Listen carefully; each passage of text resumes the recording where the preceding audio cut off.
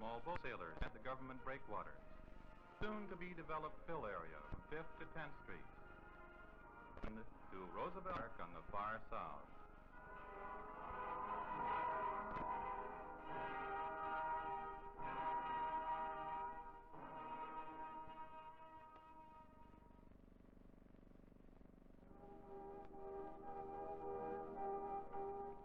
This film was prepared by the Racine Adult Education Council with the cooperation of many citizens. Its purpose is educational. No program is advocated as the solution. This is a candid look at Racine's lake shore, today, yesterday, and tomorrow.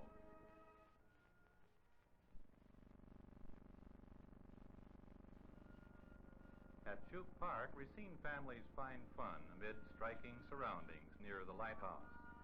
Lake breezes from 3 points of the compass at natural air conditioning in hot weather.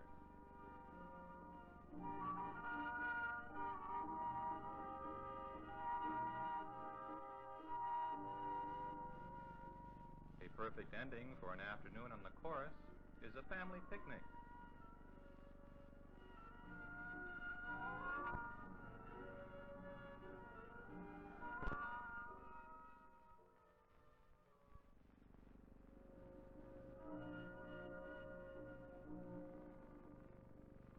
A few miles to the south is Racine's best attended park. There are tables and benches along the lake, grassy terraces for strolling or sunning, and a pond used by skaters in winter. But the animals seem to know who really draws the crowds. Here is one-star attraction who never gets tired of working for peanuts. Of course, for the skippers of model boats, the pond offers ample room for clear navigation, except when an occasional duck just can't seem to learn marine traffic rules. Dry dock for that boat is our living room. While my marine construction engineers are discussing repairs, I'll tell you about my hobby. It's scrapbooks. I've always collected them on subjects that seemed vital to me. And while you might not be interested in all of them, here's a story that would probably attract most Racine citizens. Lakeshore Development. We've always made use of the lake shore, and we want to be sure that our son will have at least as much to enjoy.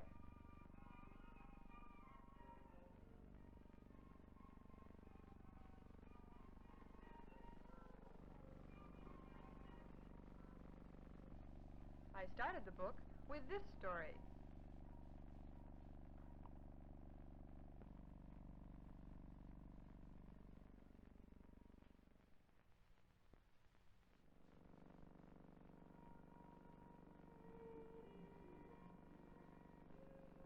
My next entry was a cartoon from the Journal Times, which illustrated land loss.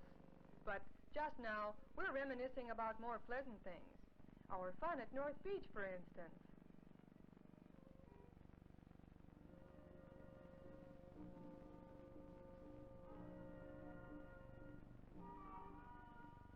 Sun and sand and water are a combination hard to beat when it comes to relaxing. And 4 long blocks of improved beach offer ample room for everyone.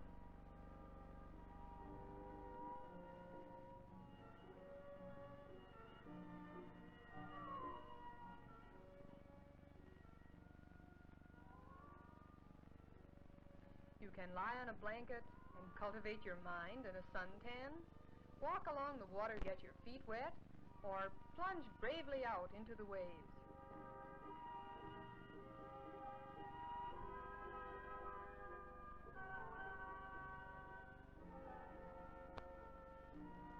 You can build castles in the clean sand and watch the waves carry them away.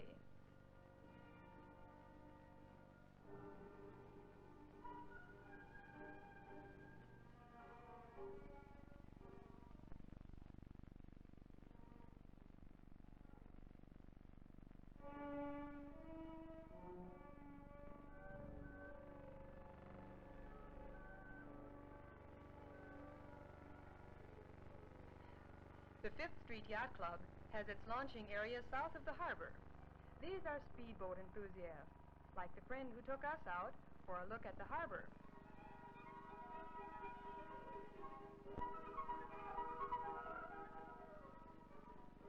There's nothing like an outboard to give you a feeling of real speed. Except for the outline of familiar buildings, things certainly look different from the east, such as the light and foghorn. Here's the breakwater, headquarters for thousands of perch fishermen. The Yacht Club, home port for many Racine sailors. And the ever-ready Coast Guard station at the river's mouth. The harbor may see changes because of the new St. Lawrence Seaway.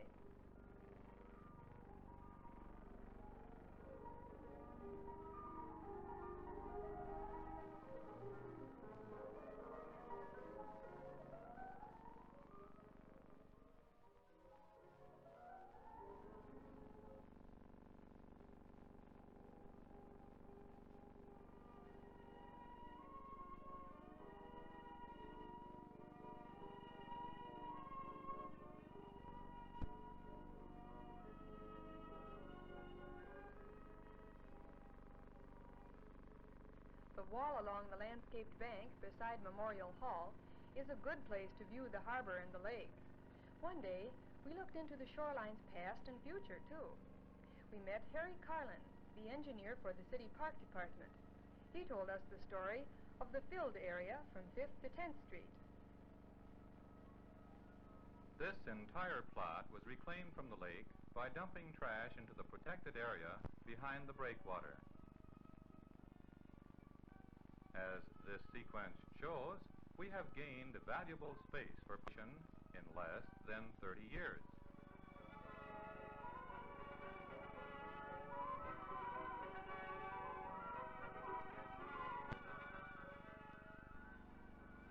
Now we can proceed to the next step, beautifying the area and making it more useful. During 1955, the city will install a small boat landing north of the parking lot.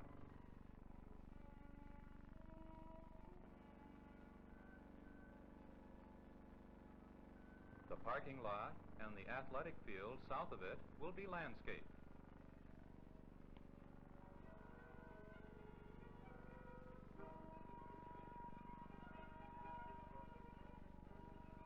A road will stretch along the shore from 6th to 10th Street, where a turnaround will be constructed near the rocks which contain the fill.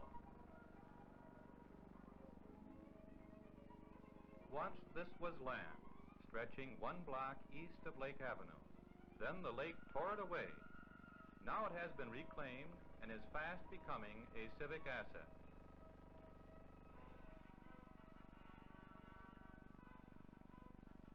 The sewage disposal plant on the far south shore stands on land also reclaimed from the lake. At one time, this was the site of Evergreen Cemetery, which was lost to the wave action of countless storms.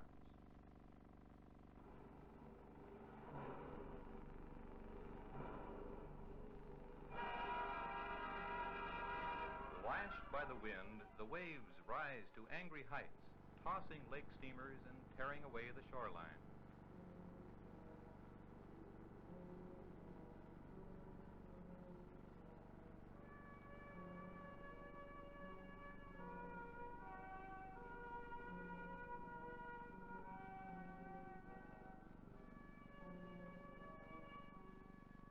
Between the disposal plant and the Case South Works, this ravaged bank is an example of how the lake washes land away.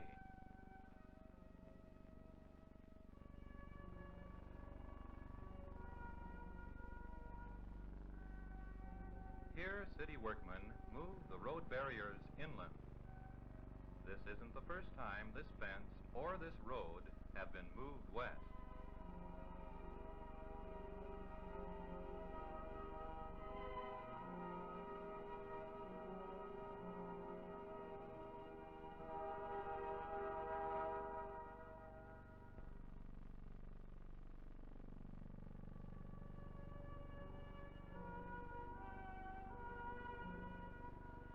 From 1875 to 1950, in the area from Vincennes Circle to Durand Road, the city lost an estimated 1,680,000 cubic yards of land.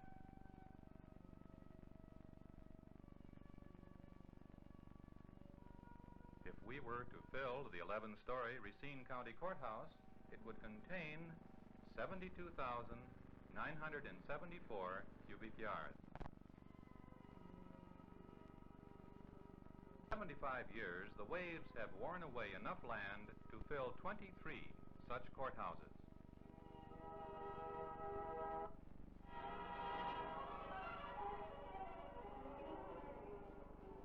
Where was this loss of land most evident? Dividing Racine's lakeshore into thirds, from Vincennes Circle to St. Patrick's Street, 18% of the erosion occurred.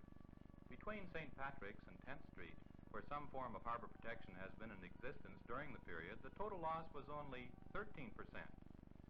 The remaining 69% was lost south of 10th Street. Here the bluff loss would fill 16 courthouses.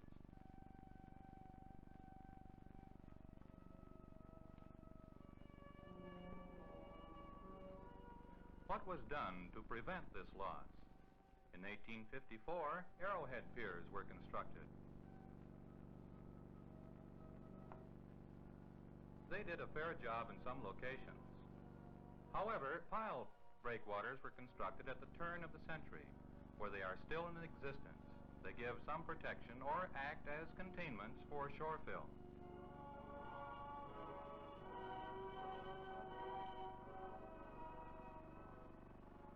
During the WPA era, jetty piers were tried in certain areas. Properly placed, these piers helped to build new land.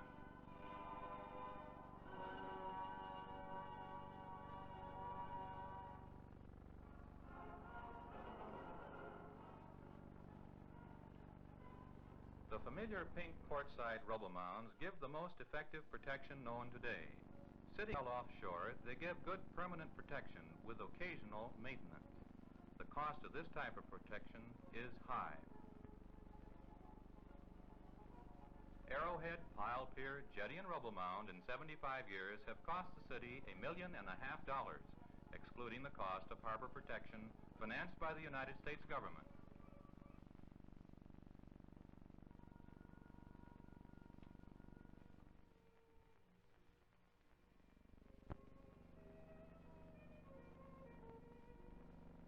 So far, we felt we had a good knowledge of Racine's present lakeshore.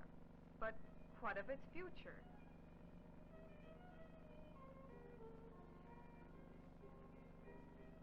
As the weeks passed, my scrapbook grew. Articles, cartoons, editorials, letters to the editor, news stories, pictures, all these helped a great deal. But we felt we did need a more complete analysis of the problem. The City Hall might be a good place to visit.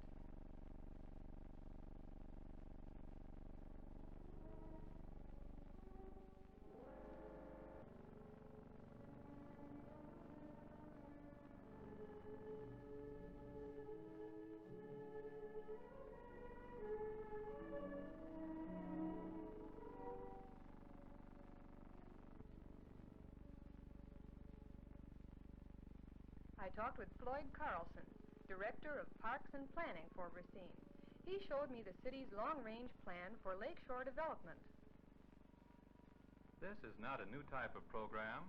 Similar programs using waste material have been carried out in other cities, such as Chicago, Kenosha, and Milwaukee.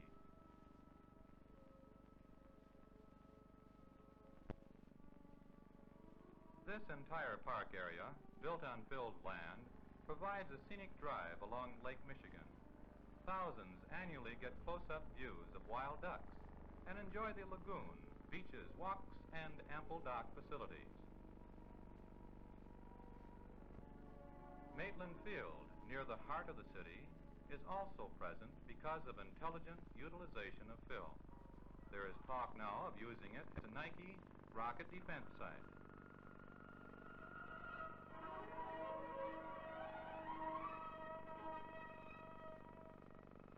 Now, what does this mean to Racine? we pay about $115,000 a year to pick up trash. This is necessary, but is it possible to get a dividend for this money? A sort of bonus in the form of added parklands. This could be done through the sanitary fill method. Rubbish, many truckloads a day, the accumulated trash from 25,000 homes is dumped in the selected location, bulldozed flat, and covered almost immediately with soil.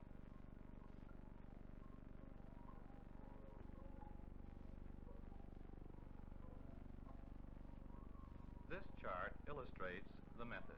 Only rubbish, because Racine burns her garbage, is dumped inside breakwaters.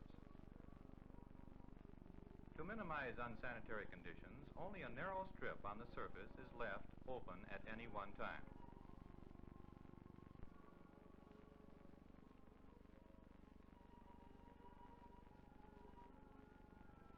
The newly filled area between 5th and 10th Streets is slated for improvement in 1955 and 56. The City Plan Department proposes an initial outlay of about $500,000 for a breakwater to close the gap between the 10th and 12th Street rubble mounds. With containment on the south, this area could be filled in about 9 years. The second stage of the plan shifts to the extreme south shore. It would cost about $1.5 million for rubble mounds and containments and take about 41 years to fill. Finally, the center area would be filled and a yacht harbor constructed. Excluding small boat facilities, this would cost about $500,000 and take 15 years to finish. The completed project would take about 65 years and cost about $2.5 million.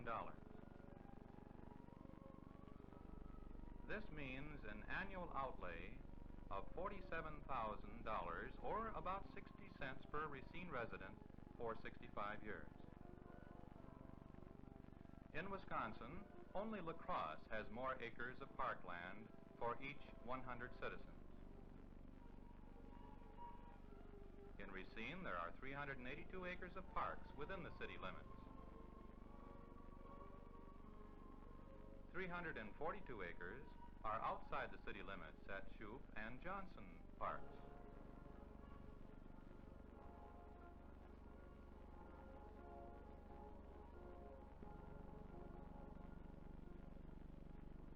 The proposed development would bring park space to that section of Racine which has the least park facilities at present.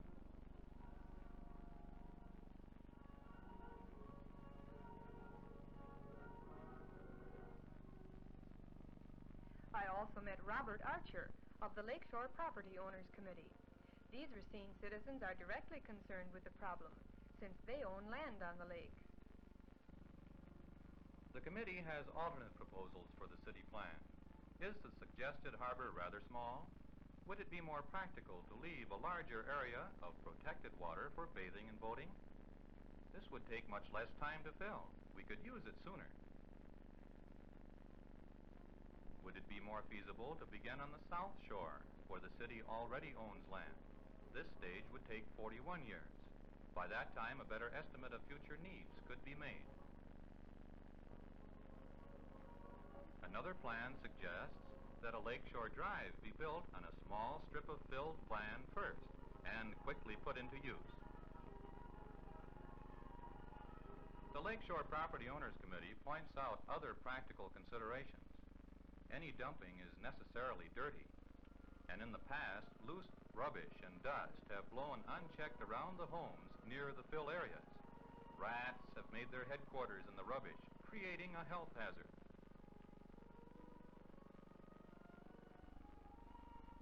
Improved supervision is certainly necessary to the success of any future program. Lack of it can give a few individuals the opportunity to start fires intentionally or by dumping flammable materials in prohibited areas. Spontaneous combustion also takes its toll. Fires fill nearby neighborhoods with the noxious smell of burning rubbish, and men and equipment of the city have to be used in the nuisance work.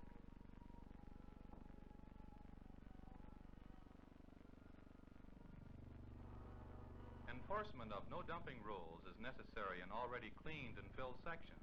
Otherwise, irresponsible citizens will continue to dump trash in them.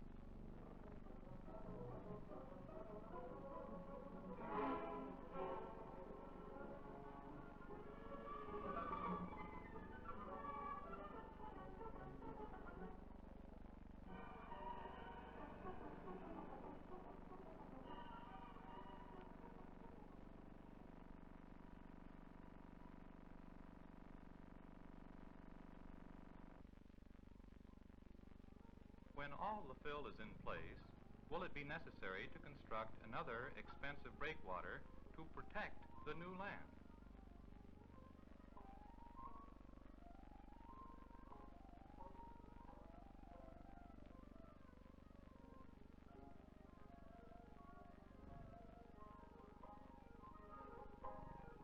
The Lakeshore Property Owners Committee does not object to progress.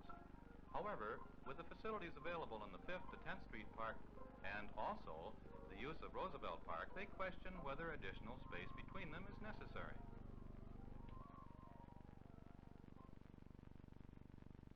These and other questions should be thoroughly studied before going ahead. I felt that I'd learned all I could of the history of Racine's shoreline and the plans for future development, but could Racine put any program into action? Would we be able to swing it financially? I went to the mayor's office.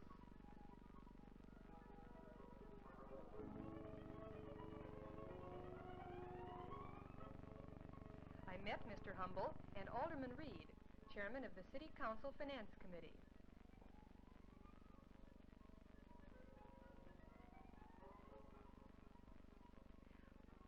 One of my first questions concerned legal aspects of the situation. The mayor called in Tom Corbett, the city attorney. Mr. Corbett explained that the city must first obtain title to the land from the state legislature and receive permission to build from the Public Service Commission. He said that 1/3 of the riparian rights, the rights of a shoreline property owner to access to navigable water, are still in private hands. If a plan is to be carried forward, some landowners will have to relinquish their riparian rights.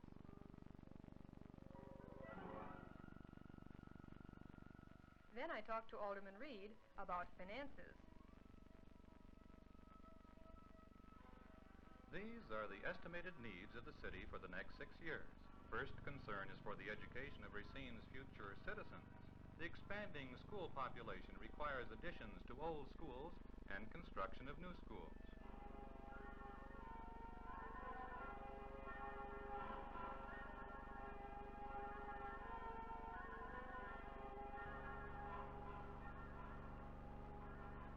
The city requires a conservative estimate of $2.5 million for school bonds in the next 6 years. As larger areas are developed in our growing city, we need more storm and sanitary sewers.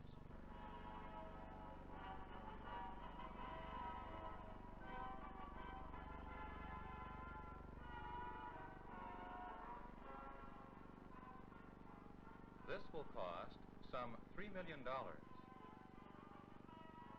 An additional $400,000 is needed for expansion of the sewage disposal plant. Streets, alleys, curbs, and sidewalks are necessary to maintain and expand the arteries upon which our civic life depends. We must reap worn-out paving and open new areas as quickly as we can, so all people will have swift access to other parts of the community.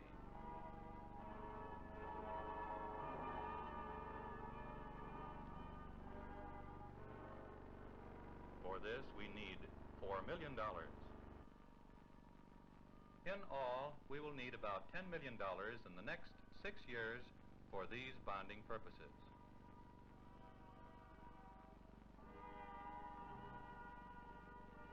These items, of course, are not the only ones in the city budget.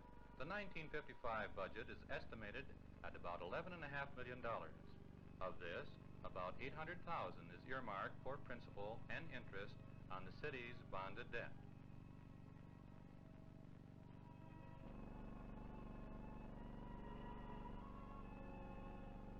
Is it possible for Racine to borrow more money? The city's debt limit is about $28.5 million. At present, Racine has about $8.5 million in outstanding bonds, about 30% of the legal debt limit. This means that Racine has remaining bonding power of almost $20 million.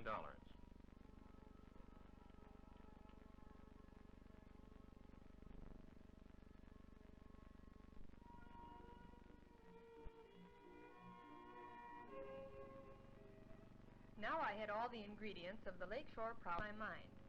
As time went on, I sifted them out and formed my own opinion. But I did realize that it might not necessarily be the one that other people advocated, or the one which might finally be adopted.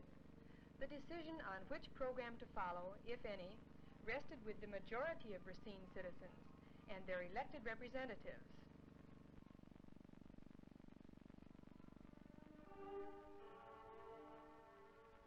The future of Racine and its lake shore depends on these men who will act for the majority of the population.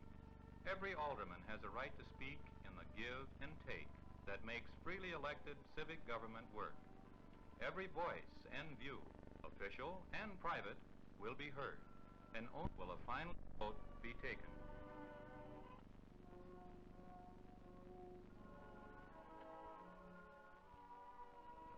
Here is the beginning of Racine's South Lakeshore Development.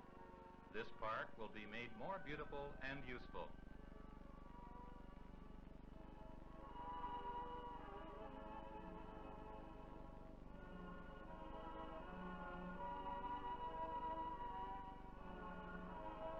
Racine's lakeshore development has reached second isn't necessary. Perhaps a new game is in order, or no game at all. This is the South Shore today. Its future rests in the hands of every citizen.